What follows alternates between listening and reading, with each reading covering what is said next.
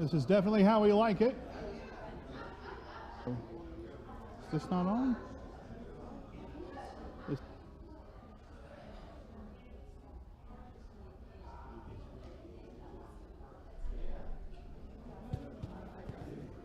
not working. Hey, James, this isn't working.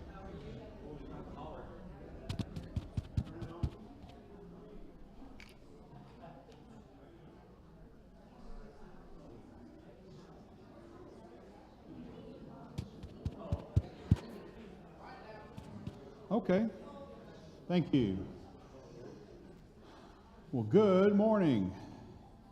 Just a few seconds ago, we had a crowd of folks out there in the foyer, and we're glad you've made it in here for our Bible study. Romans chapter 9, that's where we are right now. Romans 9 is one of the most difficult passages to make our way through. And a lot of material that we've seen in Romans is densely packed. That is very true of the verses we'll be looking at today. We spent last week looking at the first 13 verses, and I pointed out that verses 6 through 29 are a complete section, but verses 1 through 5 are of course closely connected. And we didn't quite finish some of the conversation we were having about verses 6 through 13, and it relates well with what we'll be looking at this morning. I had originally planned on covering more than just verses 14 through 18 today, but they are some of the most important. So we're going to spend some time working through this passage, trying to understand it. What Paul is discussing in Romans 9 through 11 is that the Israelites did not accept Jesus as the Messiah. Here they are, God's covenant people, and they rejected Jesus Christ for the most part. And obviously not all of them did. And Paul then turned to the Gentiles. After all, Jesus commissioned him to be the apostle to the Gentiles. But Paul is a Jew. And whenever he went on his missionary journeys, and he's already had 3 so far when he's writing Romans, where did he always go when he first went into a city? He would always first go to a synagogue. Well, who's at a synagogue? Jews and proselytes, God-fearing Gentiles. But his focus was always on the Jews. And when they rejected Jesus, then he would go on to another group of Gentiles. But his first aim was always the Jews themselves. Who were the people who persecuted Paul the most? The Jews. When he goes to various cities in Europe, that's what happens over and over. And so this really throws him for a loop, it seems. He provides 2 examples of God keeping his promises. And we looked at these last week. In verses 6 through 9, he talks about Isaac. And in verses 10 through 13, he talks about Jacob. And he brings up several Old Testament passages to show us from the Old Testament the pertinent information. For example, it is through Isaac that your offspring shall be named, not through Ishmael. What's the big deal about that? Why is it so unusual that Abraham's line of promise, the Abrahamic promises, land, nation, and seed, as we call them, they would come through Isaac and not Ishmael? What's the big deal? Ishmael was the promise through Sarah. Isaac was the promise through Sarah. Ishmael was not. Right, but Ishmael was his firstborn. But not what God ordained. Okay. And throughout Genesis 12 through 18, God never said, God didn't specify necessarily it was going to be a child of Abraham through Sarah, because how old was Sarah when she had Isaac? 90 years old. So this is obviously a miracle. It's amazing, but God made a promise. He kept his promise. What about with Jacob and Esau? What did he tell Rebekah before the twins were even born? The older shall serve the younger is what the text says. And so you've got this reversal again. It's not the firstborn, but it is Jacob. And he talks about that in verses 10 through 13. And he quotes Malachi in chapter 9, verse 13. Jacob I loved, but Esau I hated. And that's because of the behavior of these young men as they grew up. And God said, ooh, Esau. No. What does it say? Before they were even born, God had declared this. That's verse 11. So that's going to play into what we're going to be looking at this morning. I do want to tie in some of the application we were making, and I think this first one is very important. We should care deeply about lost souls. So people who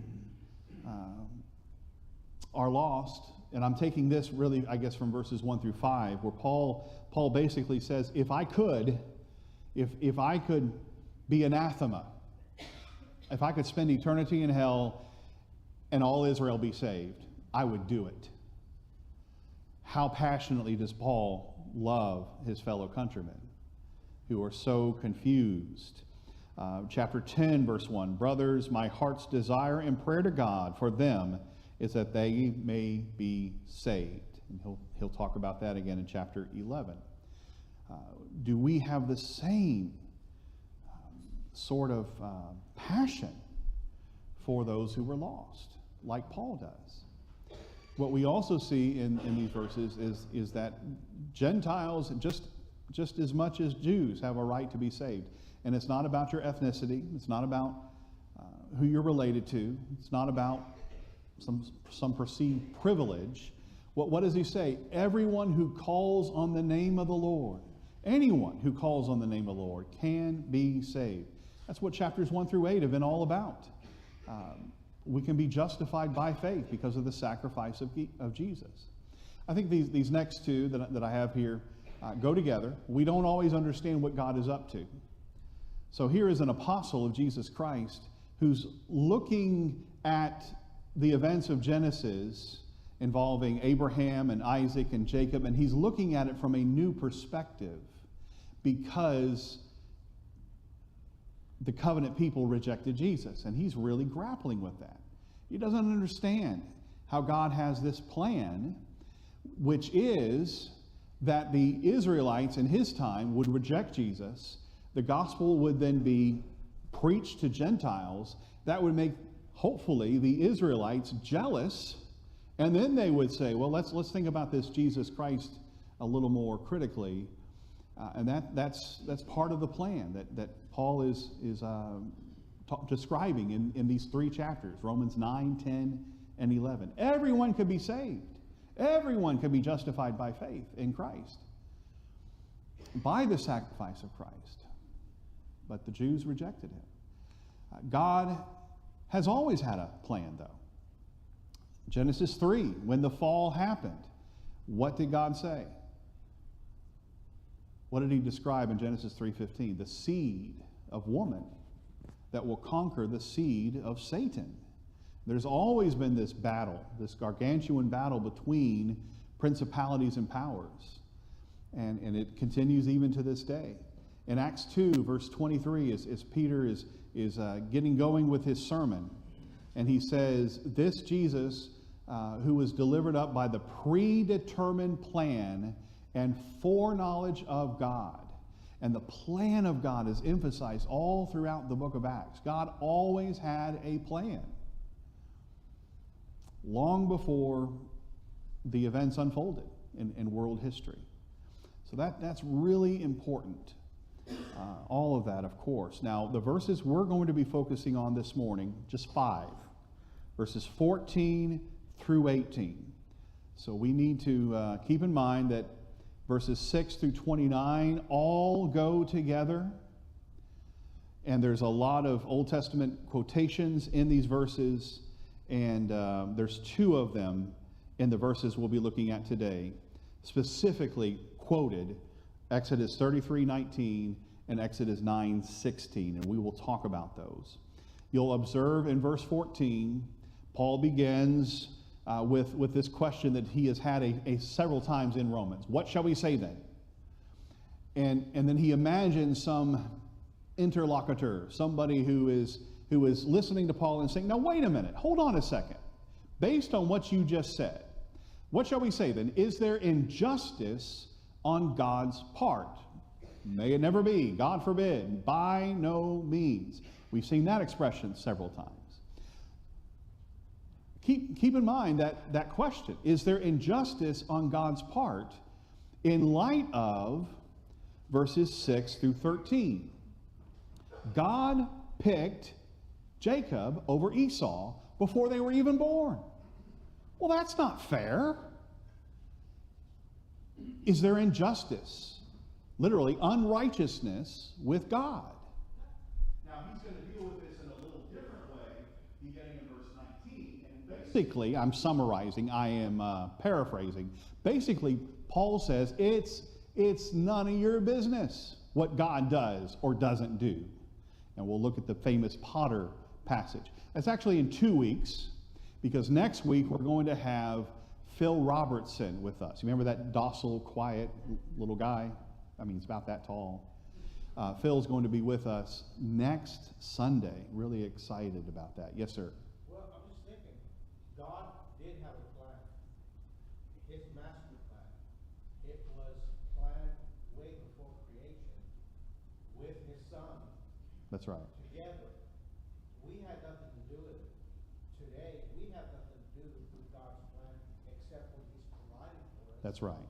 So we have no reason to have a problem with what God's intent is. Okay. And yet Paul is asking the question that a lot of us will have on our mind and say, well, how is this fair?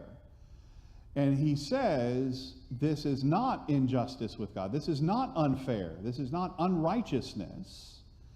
For he says to Moses, and so this verse is going to help explain why God is not being unfair.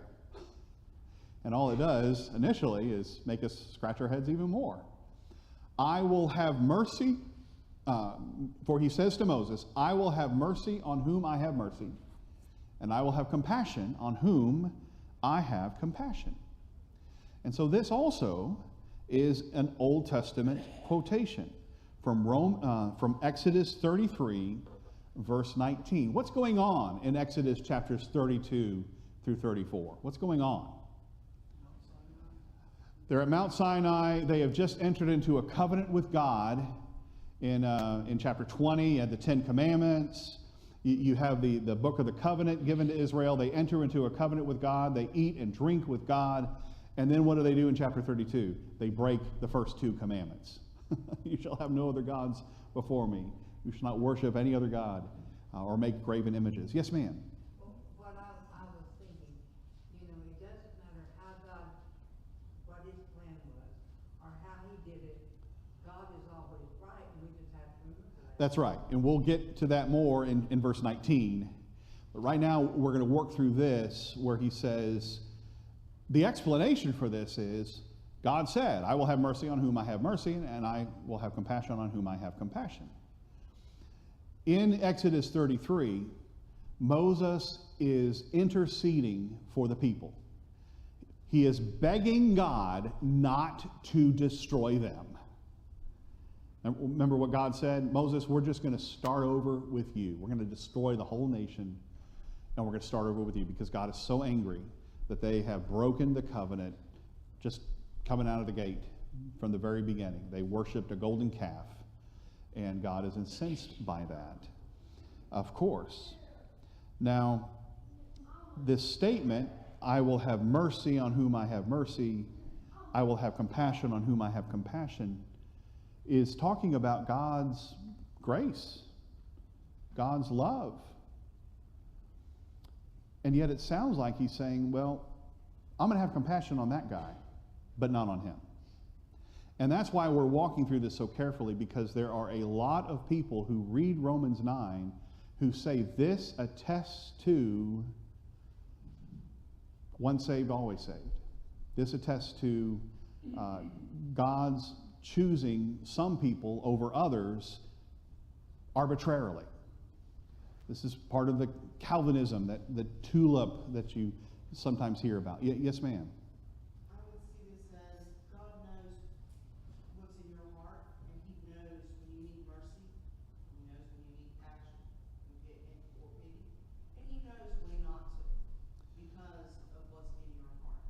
Just like with Esau and Isaac, He knew which roads they were going to travel, and therefore He already knew to pick the younger over the older. And I would agree with you on that. And I think, and when he told Rachel this, or, no, yeah. Rebecca, yeah. Rebecca, the two R's.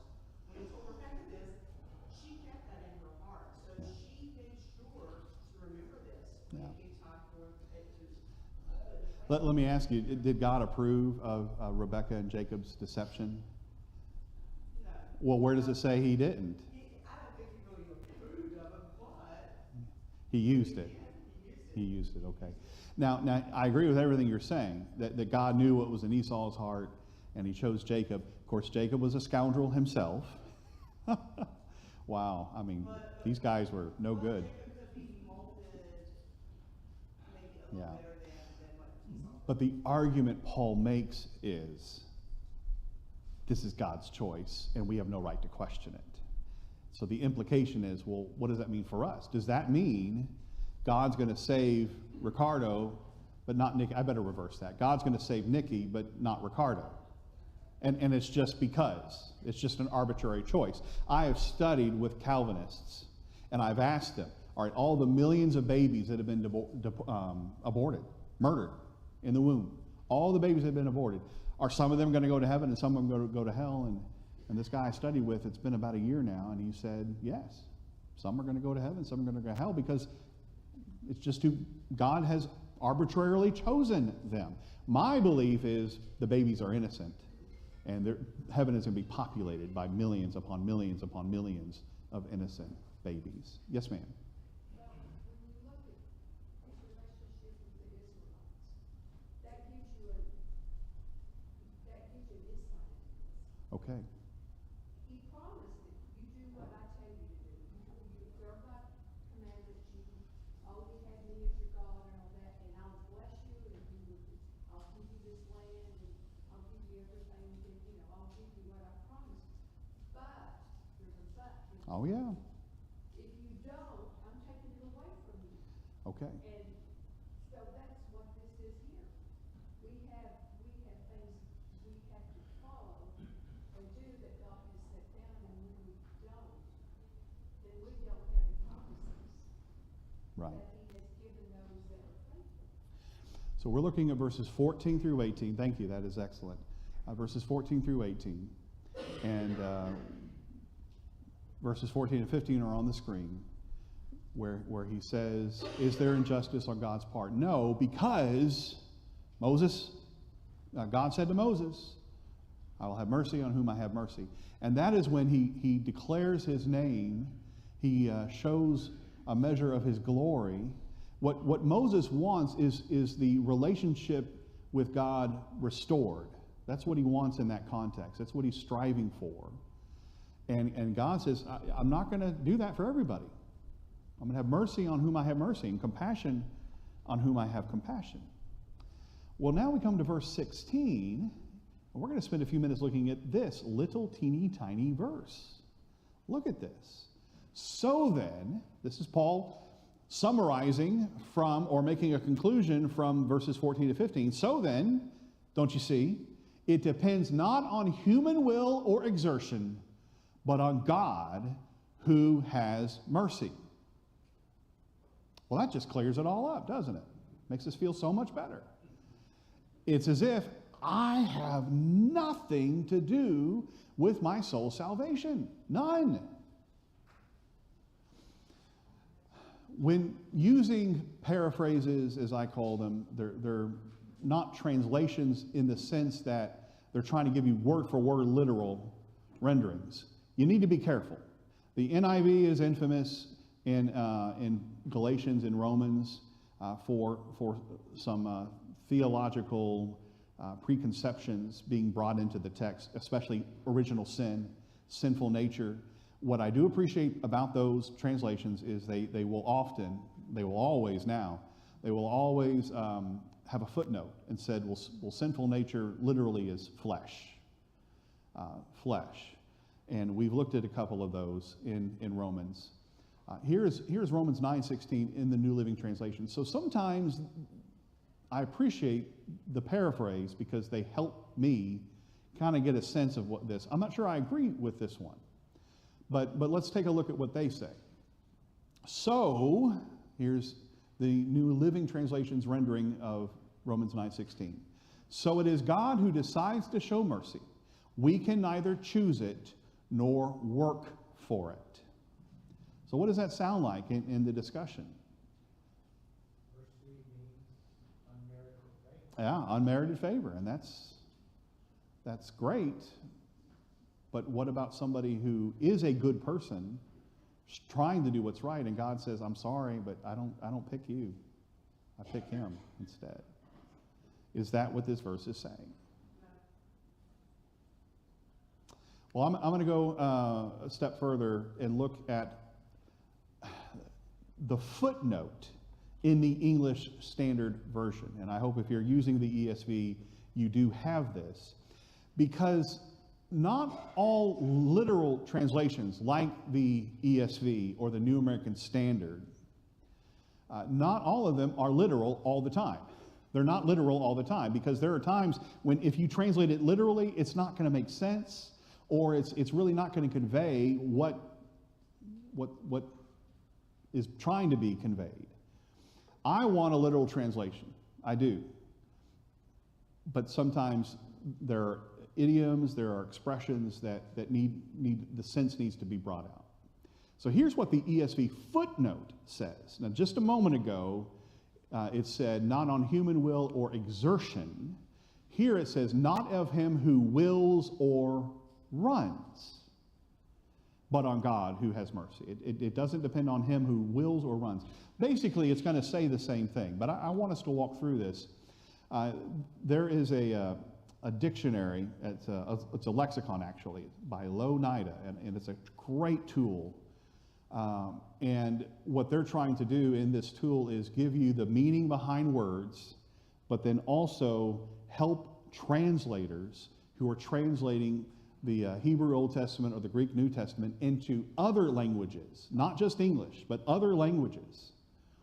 And many times they'll give their translation. And I think this is going to be helpful for us.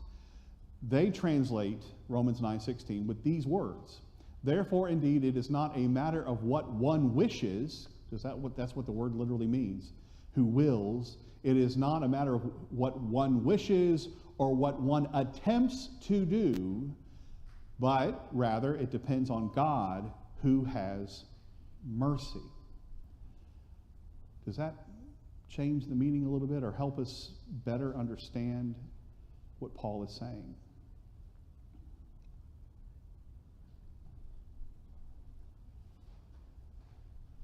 I have one comment. Okay. That would be that we can direct our own steps. God, we're directed by God. Okay. And It is not a man who walks to direct his own steps. yes, so Jeremiah 10:23. if you look at things with that respect, then our obligation is to do two things: walk by God's steps, or do not walk by God's steps. Okay. So those who choose to walk with God are walking the right path. Okay. Is Paul saying here in Romans 9 that we have no choice about our salvation? There's nothing we can do to please God and be saved. It's just all arbitrary. Then what was Romans 1 through 8 all about? Isn't that exactly what Romans 1 through 8 is saying? That we can be saved, everyone can be saved, because Jesus died on the cross, and if we believe, then we can be saved. What did he say? Romans 8, verse 1. there is no condemnation for those who are in Christ Jesus. Romans 8:28. We know that for those who love God, all things work together for good, for those who are called according to his purpose. And then we come to Romans 9, and Paul is grappling with the fact that the nation of Israel as a whole, for the most part, has rejected Jesus. And he's saying, has God reneged on his promises? Yes, ma'am? For those that are Christians, we can look at Matthew 6, where Jesus is telling us, says that God clothes grass and fields. Surely he's going to, and they wither up and die tomorrow. Surely he'll take care of you. Okay, so God cares for us? God cares for us. So he's going, those that are his children, he's going to have mercy on. Okay. Well, let's look at verses 17 and 18. For the scripture says to Pharaoh, this will all clear it up. This will clear it up. For this very purpose I have raised you up, Pharaoh, that I might show my power in you, that my name might be proclaimed in all the earth. So then, Paul says, he has mercy on whomever he wills. Okay, that's Exodus 33:19. And he hardens whomever he wills. Oh, no. Let's see. I've got 20 more minutes. How am I going to get through all this without saying something crazy? All right. In the Exodus story, what do you see all the time? When Pharaoh is, when Moses is talking to Pharaoh and he says, I want you to go tell him, let my people go, and if you don't, then I'm going to send frogs. I'm going to send lice and flies. And what does the text say over and over? That Pharaoh's heart was hardened. Now, sometimes it says God hardened Pharaoh's heart. How is that fair? Yes, ma'am.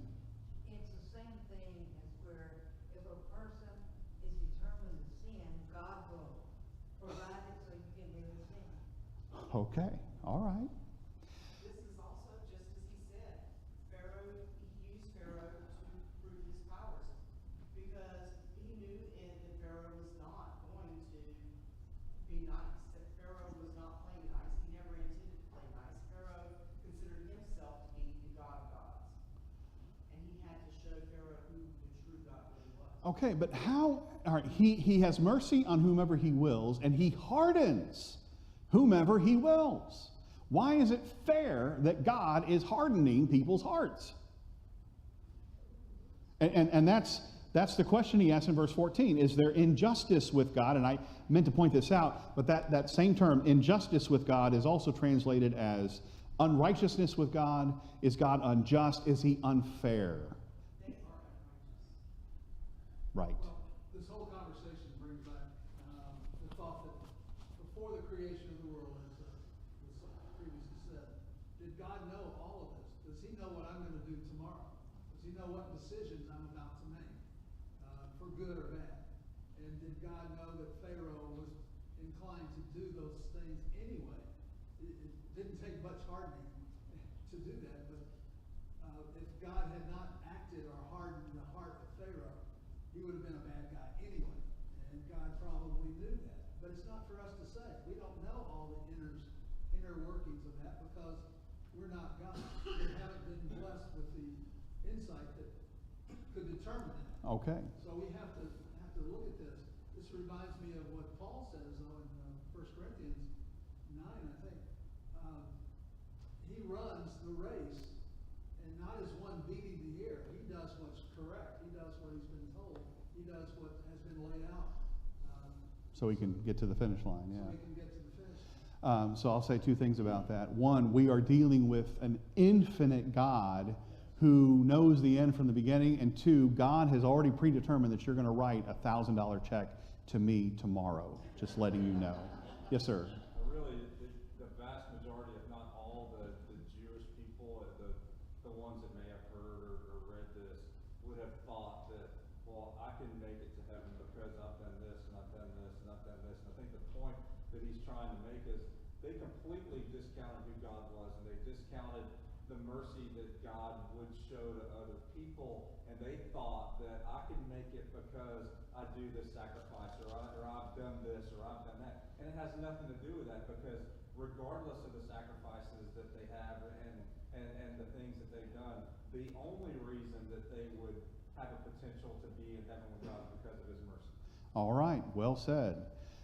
So I take you back to Romans 2, where Paul says the Jews had the law. They had the law of Moses. And he said that doesn't mean anything now at all. It's not of benefit. And they also had circumcision. He says at the end of chapter 2, verses 25 through 29. And yet, what did they have? They had the privilege of being God's covenant people. And that brings us to chapter 3. I want to, for a moment, go back to Romans 3. Unfortunately, these are some difficult verses. But we worked through them back in December, and I want to work through them again with you. I'm looking at a very literal translation, the English Standard Version, that says, if our unrighteousness, that's the same word that was used, is God unrighteous, is God unfair. Same exact term used in Romans 9, verse 14, being used here in Romans 3, verse 5. If our unrighteousness serves to show the righteousness of God, what shall we say? That God is unrighteous to inflict wrath on us? I speak in a human way. By no means, for then how could God judge the world? What he's saying there is, if there's any injustice with God, that negates his right to be the judge. But if through my lie, God's truth abounds to his glory, why am I still being condemned as a sinner? And why not do evil that good may come? As some people slanderously charge us with saying, their condemnation is just. So what's the gist of what Paul is saying here? If I sin and God is glorified by that sin, why am I condemned then? What's the answer?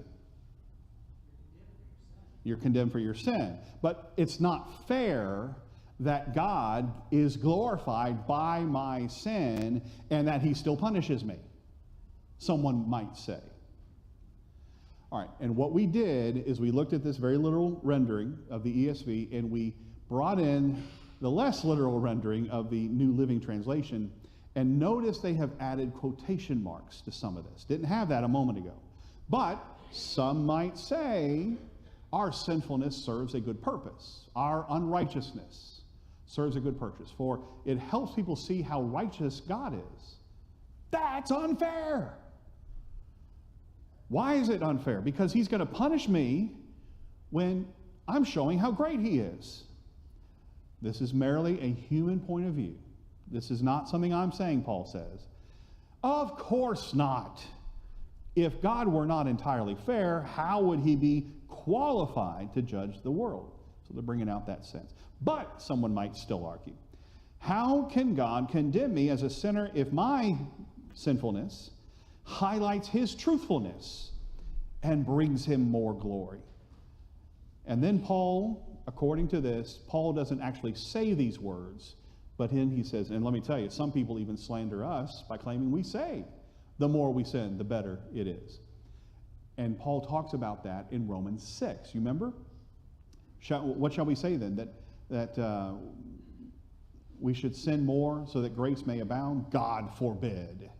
We're dead to sin. We're done with sin. Those who say such things deserve to be condemned. So I've highlighted what the New Living Translation is indicating Paul is saying somebody else is saying. And you might remember that, some of you who were in here. So here, let's go back to the literal rendering of ESV, and I've highlighted that text. This is not Paul saying it per se, it's somebody else. Well, if our unrighteousness serves to show the righteousness of God, what shall we say? That God is unrighteous to inflict wrath on us? No, because then that would make God an unrighteous judge. He would have unfairness about him. But if through my lie, God's truth abounds to his glory, why am I still being condemned as a sinner? And what's the answer?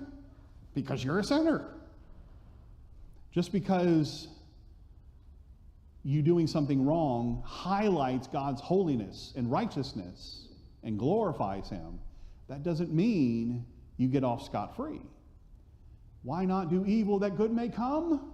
As some people slanderously charge. So the more I sin, the more God's glorified, right? Well, in a sense that's true because he's punishing you. Why not do something different? Why not do what's right and glorify God by your righteousness, by your righteous life? Why is Paul even talking about this? I've got a quote from a commentary that is talking about Romans 9. And I think there's something here for us to think about. God is neither arbitrary nor unjust. So what this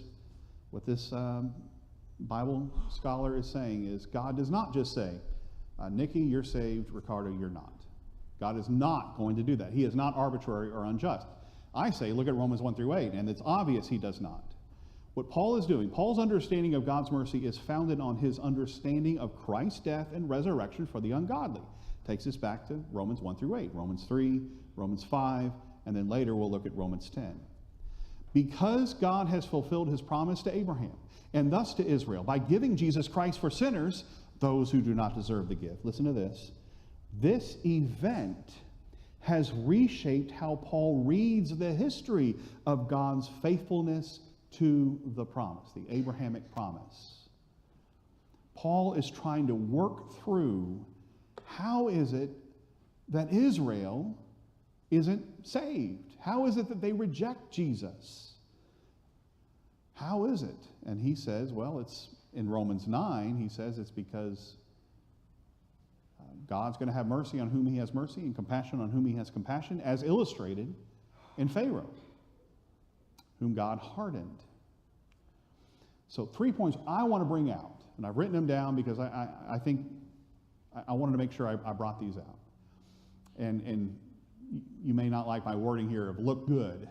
Our unrighteousness makes God look good because when he punishes us, his righteousness, his holiness is in stark contrast to our unrighteousness and sinfulness. 2, just because our unrighteousness makes God look good, it emphasizes his holiness and righteousness, doesn't mean we don't deserve to be punished. We still deserve to be punished. And number 3, God doesn't want to punish you. The righteous shall live by faith. Romans 1:17. I'm not ashamed of the gospel. It is the power of God to salvation for everyone God arbitrarily chooses. That's not what it says. I have to requote it, sorry, because I messed it up. We are not saved by God's arbitrariness. We are saved by grace through faith. We're saved through the sacrifice of Jesus that makes it possible for us to be saved. So God doesn't punish those who are righteous. And then I have added this. I'm not saying Paul is saying this per se, but I've always heard in discussions of Romans 9 this phrase, and I think it is absolutely true. The same sun that hardens clay softens butter. So if you take a mold of clay and you put it under heat, what's going to happen to it?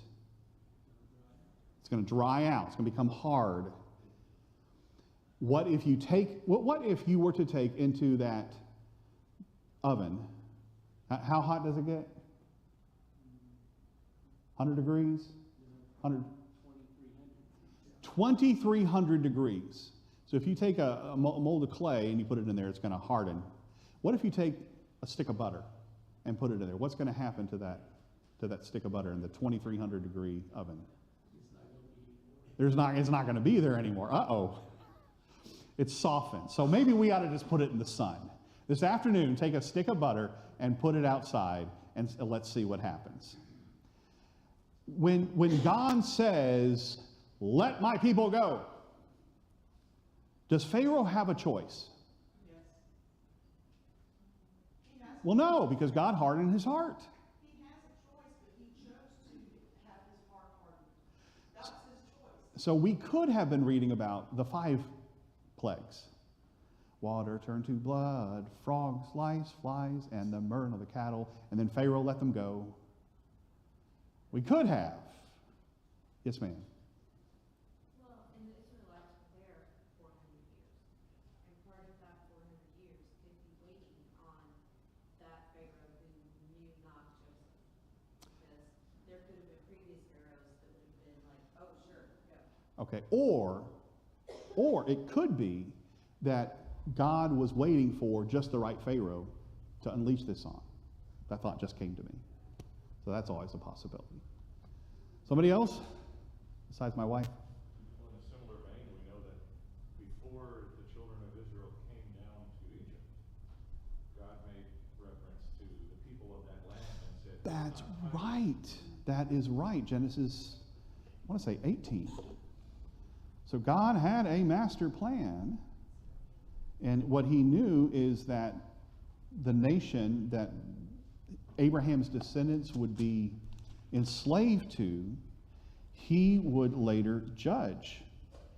And he says that the sin of the Amorite is not yet complete. I guess it is 15, when God made the covenant with Abraham. Yeah, here it is, Genesis 15, verse 13. Then the Lord said to Abram, know for certain, I mean, this is before he even has Isaac. He hasn't had Isaac yet. Know for certain, hasn't even had Ishmael, I don't think, no.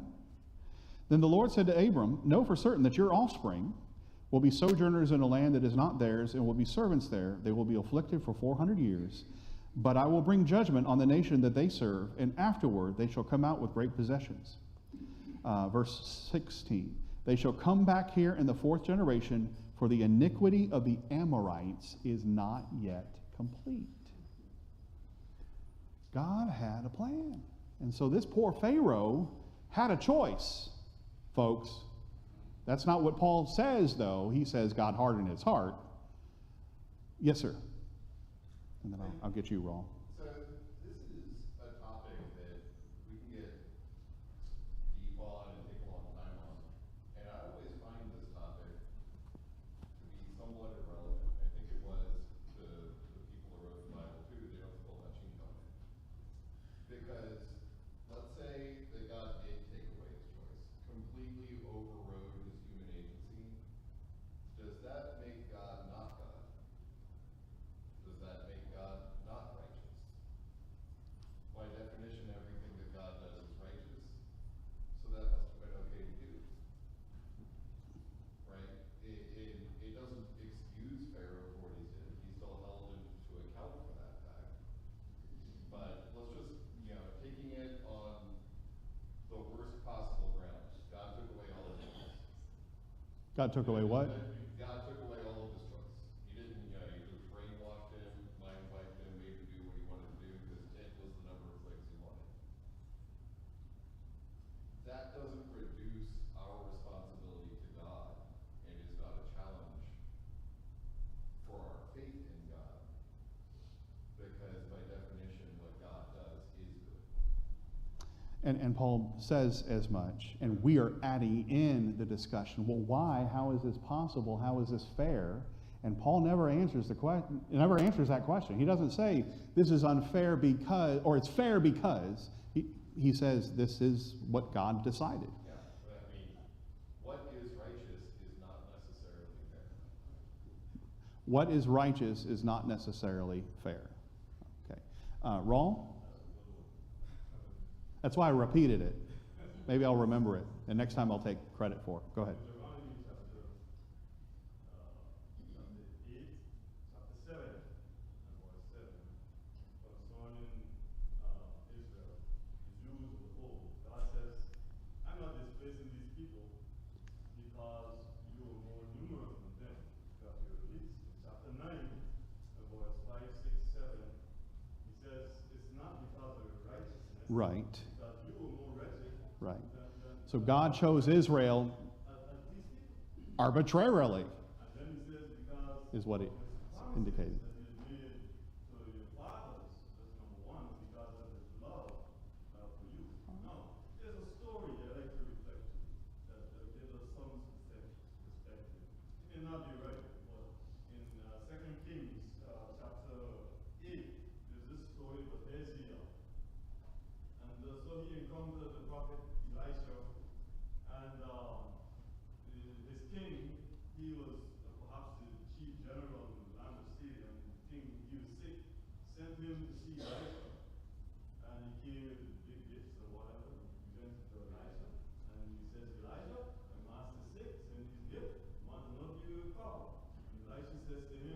Go tell the master that surely will come. And then the Bible says that Elijah fixed his gaze upon his heel. Yeah. And he began to cry. And Hezekiah said, "Why are you crying, master?"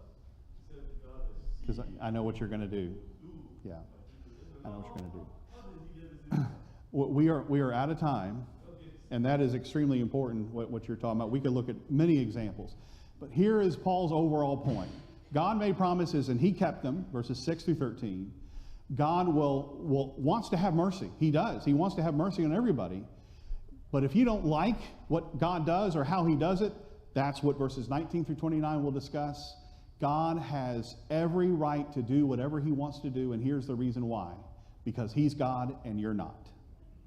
So that's what we're going to get into in 2 weeks, because we got Phil Robertson coming next week. It's going to be a great weekend for our young people, and you're going to love having Phil with us. Okay, I'm messing things up. Thank you for walking through this difficult section with me this morning.